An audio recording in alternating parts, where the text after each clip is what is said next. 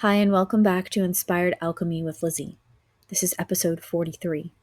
And again, it's going to be a mishmash of things, of themes that I'm seeing within people where loops are playing out physically, energetically, spiritually, and how to hold yourself in your energetic sovereignty, asking you to slow down with me, connect with yourself, and connect with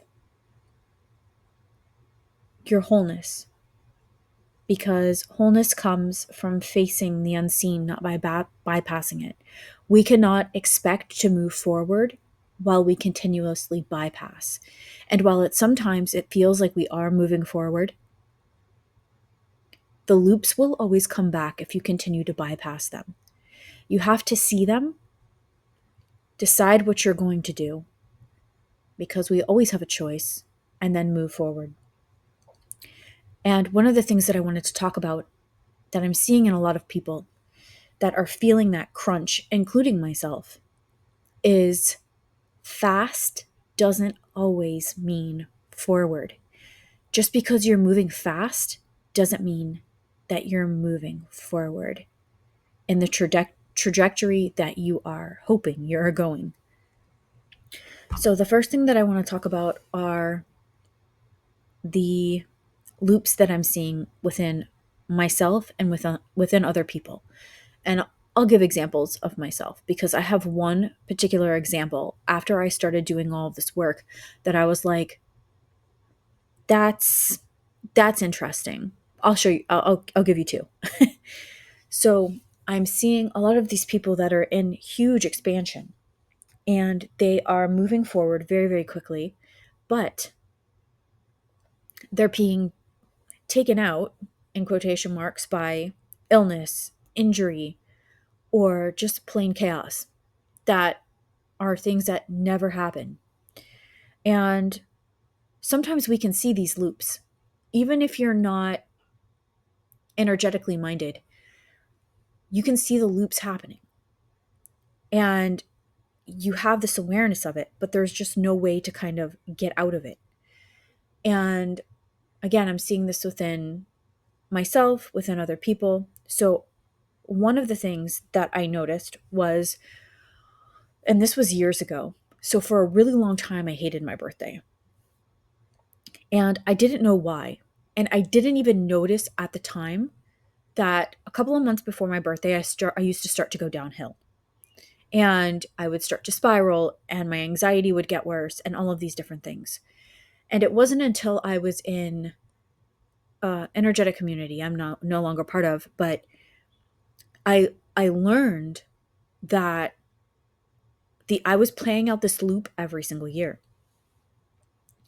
And so every year this would happen and I would be like, I hate my birthday.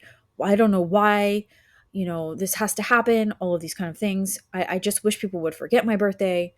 And then I realized where that loop started. It started when I was born. And I've shared this before. And I'm kind of very careful when I talk about it because I don't like to badmouth anybody. But it's just a part of my healing journey as to what happened. So I used to get told a lot, very, very often, that I was lucky to be here and that I was lucky that they didn't get rid of me. And I will let you interpret that. I'm pretty sure you can interpret that the way you would like to. But I would be told that all of the time. So I subconsciously just thought I was a burden, and it was a terrible thing that I was born. Now, it wasn't that I had a bad time on my birthday, but something would always happen. Or it would just play out weird. And it, like I said, it wasn't until just a few years ago, that I realized that, oh my goodness, this is because I feel like I was a burden being born. So as soon as I realized that loop, that next year that came along, I didn't have that reaction anymore. I didn't have that. I was actually looking forward to my birthday. And now I'm so grateful that I have another year each year. I turned 41 this year and I'm so excited about it. I know most women will not tell you their age, but I'm excited to be here. I'm super stoked. And realizing that loop changed a lot for me. Now, the other loop that I played out recently, and I actually don't know where that started. I don't know how it started, but for 3 years in a row, the same month of each year, I would hurt my ankle really bad. I'm talking to the point where it was bruised all the way up to my calf. And I don't know where that started, but I realized at some point that I broke that loop when I decided to break that loop. I was like, this is not going to happen anymore. I don't know why it started, but I'm not going to play this out every year in the same month at the same time. It's just not going to happen because it friggin' hurts. So I cut that. But I'm seeing people expanding so fast. And they have these old loops of anxiety coming up, or they're re-injuring themselves, or something is happening. And it's my opinion from the things that I have seen and what I have experienced myself is that there's something hiding in there, something we don't even realize is there. And so until you don't uncover those loops and understand why it's happening, or sometimes just the awareness of it is enough. We don't need to go deep dive into it. If it's something that's already been not fixed, but healed, I guess is the right word. If it's already something that you have worked on, your body doesn't remember that. So you're still running the same loop. We've got to get into the body to understand what's happening. So that's one of the things that I'm seeing. Another thing that I'm seeing is that people want to move very, very fast, super fast. And sometimes it's because you're new to energy work, or it's just really exciting to learn new things and to feel new things. But we have to slow down a little bit. And I was, and I still am, guilty of this. So when I first started all of this really deep kind of energy work a few years ago, I've always been into energy work, but this is like deeper dive type stuff. And then in the past year, like I've said, I've really deep dived into it, dove deep. You know what I mean? So it's been a really interesting path. So when I first started all of it, I was like, I want to learn. I want to know more. I'm going to get my certification in this, and I'm going to do this and certify in this, and I'm going to do this and this and this. And there was just so much expansion happening. And that could have been why, actually, I kept hurting myself every summer, because now that I think about it, it's because I was going too freaking fast. And so my body goes, I cannot keep up with you. There's too much. We need to back it down. And so I did. Just because I was moving fast doesn't mean I was moving forward in the way that I wanted to. And again, I'm seeing this pattern in people. It's huge expansion, but no time for integration. And when you think that you're resting, rest more. There are different types of rest, and I've been through them on one of the previous episodes, and I'm sorry, I don't remember what episode it is. But if you're interested in that, I do have, you can either look it up, or I do have a PDF file of the different types of rest. So I started to notice that I would go really, really fast, and then I would get stuck. And then I would go really, really fast, and then I would get stuck. And it got to the point where I was getting really frustrated, because I was like, okay, I'm doing all this work. Why is this not happening the way that I want it to? And it was because I wasn't taking the time I needed to take in order to continue to move forward in an aligned way. I was just really excited about everything that was happening. And I was super passionate about it, which is great. But at the same time, you have to learn to slow down. And we have to make sure that we're not bypassing anything.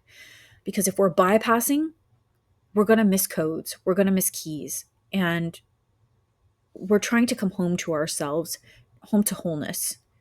And so in that, we can't bypass. But I use this metaphor today. So sometimes when we're driving, you can be driving through the city and sometimes your adrenaline's pumping and you're in traffic and you're stop and go and this and that. And your nervous system is on the fritz and you're like, oh my goodness. So the next day you might feel the need to actually take back roads. It's like, okay, I'm looking at a little bit more of a calm scenery. There's some animals, some cows, grass, trees, so much better for your nervous system. And it feels good. I'm saying this because I actually noticed this in myself a couple of months ago while we were traveling. And in the city, I felt nuts. And then all of a sudden, the GPS is like, okay, well, get off the highway. Let's take back roads. And as soon as that happened, I could breathe. You get to slow down. You get to see the things around you. And then I'm going to try not to butcher this metaphor that I'm going to use, but it's something I came up with today. It's like getting on a train. Yes, you're doing the work, you're buying the ticket, you are choosing to get on this train, to get to the train station, to do all of these things. You're choosing to do that work. But sometimes you need a guide to help you through that because you might buy a train ticket that's open ended and you don't know where it's going to end up. So you have to trust in the fact that the conductor will get you there. But this is another kind of way that you're going to slow down. You're not driving. You have no choice but to sit and experience everything that is going on around you. You have to sit and you have to calm yourself and just look at the scenery around you. Because once you're on it, just like a cruise ship or a plane, you can't get off. I mean, I guess you could get off the train, but if it's no stops to your next destination, which I know that's not how trains work, but you know what I mean. There's a period of time where you can't get off that train. So your choice is to either freak out about where you're going or to enjoy the ride and enjoy the things around you and be present in that moment. And so right now I'm on that train. I don't know where things are headed for me. I have goals and I know what I want. It's just that in between. If I don't know what city I'm going to go through, I don't know what's going on. I don't know if there's going to have to be a stop because I'm just along for the ride. And I'm trying to enjoy every moment of it the best that I can until I get where I'm going. And then maybe I'll decide to get on another train. But as I am shifting, my relationships are shifting. Business is shifting. Everything is shifting. And the people around me can also feel that shift. So not only am I shifting, but I have to also hold my energetic sovereignty. And I have to say, I'm shifting. People are going to respond and act and react to me differently. So I need to be able to hold my own. I need to be able to hold my frequency and not allow myself to spiral just because somebody else might be having some kind of issue. I've had to learn to do this, especially with my daughter. And I'm no good to anybody if I'm spiraling. So I have to hold and allow her to know that there's space for her within my field to kind of just do what she needs to do, to grow up and not be judged and not feel like she's a burden and all of these different things. So Me being able to hold my sovereignty energetically allows other people to do the same thing. They have that choice to do it. I'm not going to drag them into, I'm not going to allow them to drag me into something that I actually need to hold space for. And I know that might not make sense. And I have a better way to probably word that. But as we hold space for people, well, that was a loud beep outside. As we hold space for people, we have to hold our field solid.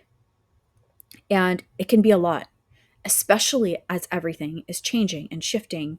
And we're going through our own expansions and things like that.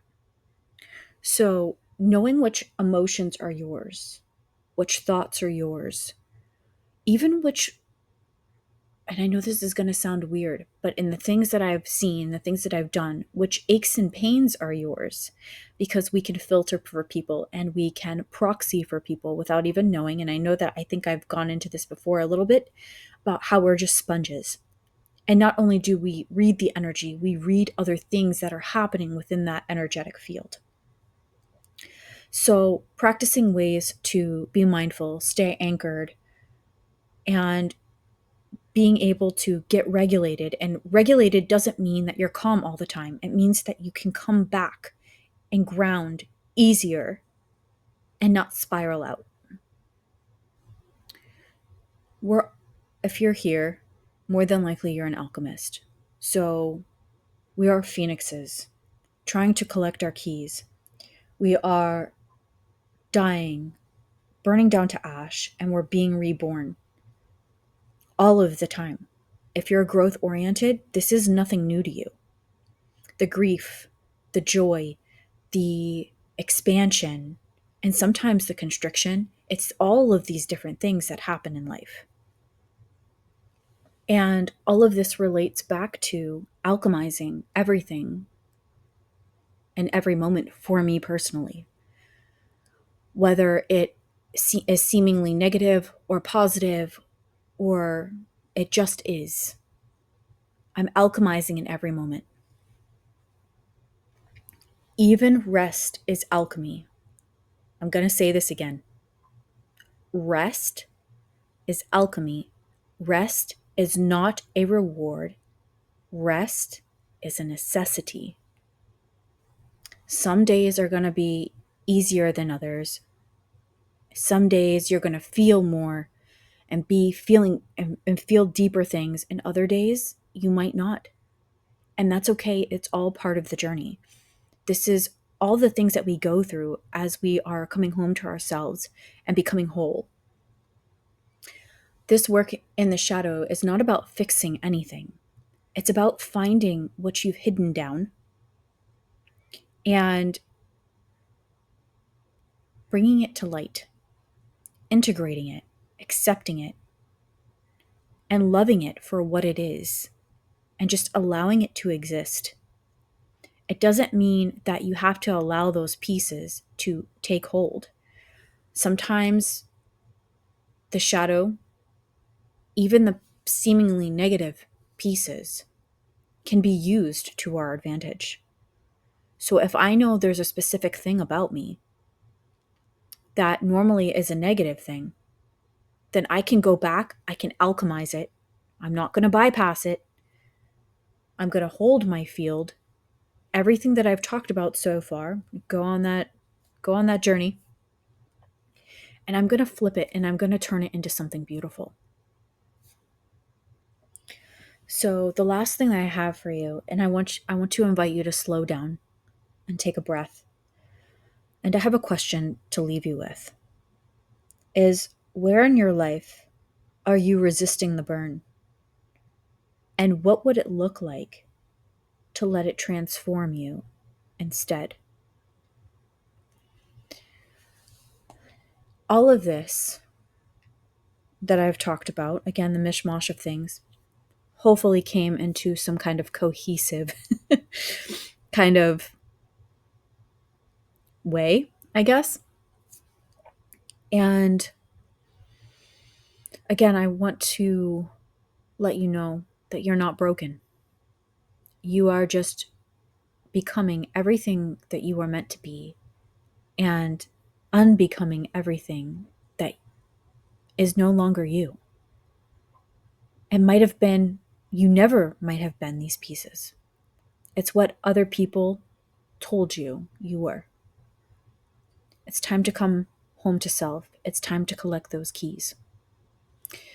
If you are in search of a community where you can be held in your shadow respectfully,